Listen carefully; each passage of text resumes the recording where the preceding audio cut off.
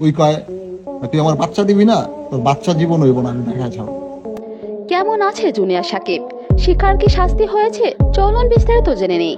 Junior সাকিবের স্ত্রী শিখা খান junior সাকিবের বিশেষ অংশ কেটে নেওয়াতে হাসপাতালে দীর্ঘদিন যাবৎ ভর্তি ছিলেন জুনিয়র সাকিব। বাংলাদেশে কোটা আন্দোলন নিয়ে বিক্ষোভের পর জুনিয়র সাকিবকে নিয়ে এর মধ্যে আপডেট কোনো তথ্য দেওয়া সম্ভব হয়নি। তবে বর্তমানে পরিস্থিতি কিছুটা স্বাভাবিক হওয়ায় জুনিয়র সাকিবের খবর এবার জানা গেল।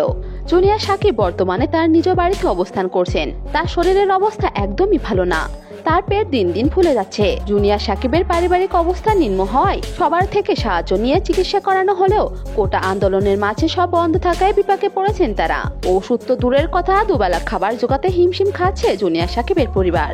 জুনিয়র সাকিবের মা কান্নাকাটি করে আর্থিক সহায়তা চাইলেও গত সপ্তাহে তাদের সাহায্য করার মতো কেউ পাশে ছিল না।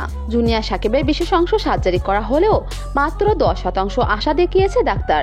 জুনিয়র সাকিব নিজ মুখে লাইভে এসে বলেছেন তিনি কোনোদিন বাবা হতে পারবেন না। তবে গত 3 মাস সাকিবকে সঠিকভাবে ওষুধ খেতে বলা হলেও আর্থিক সমস্যার জন্য তা সম্ভব হচ্ছে না জুনিয়র সাকিবের পক্ষে। এদিকে আন্দোলনের জন্য আদালতের বিচার ব্যবস্থা শিথিল রয়েছে শিখার। তার কি শাস্তি হবে বা হতে যাচ্ছে তা এখনো পরিষ্কার বলা যাচ্ছে না। তবে জুনিয়র সাকিবের উকিল বলেছেন শিখার কমপক্ষে 10 বছরের জেল ও 50,000 টাকা ক্ষতিপূরণ দিতে হতে পারে। তবে এমন বিচার হলে মোটেও খুশি হবে না জুনিয়র সাকিবের পরিবার।